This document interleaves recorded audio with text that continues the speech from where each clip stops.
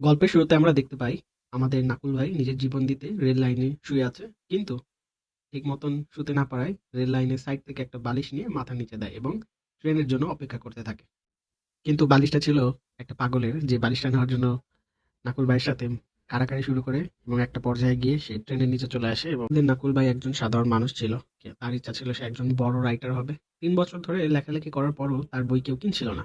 আবার জবে ব্যাক করলে সেখান থেকেও তাকে বারবার বের করে দেওয়া হচ্ছিল। আমাদের ভাইটা এতই পানতি মার্কা যে তার জন্য তার বাবা-মাও প্যারালাইজ হয়ে যায়। তাই আমাদের ভাই বারবার সুইসাইড করার চেষ্টা করলেও এদিকে দৃশ্য পরিবর্তন হয়ে চলে আসে এক আশ্রমে, যেখানে কেউ একজন পুরো আশ্রমের সব বাবাদেরকে হেডশট মেরে উড়িয়ে দিয়েছে এবং সাইডে শুধু পাওয়া যায় নাকুল ভাইয়ের সেই অবিকৃত বই। এদিকে আমাদের নাকুল ভাই চলে আসে একটা সুইসাইড এজেন্সির কাছে, যারা টাকার পরিবর্তে মানুষ মেরে থাকে।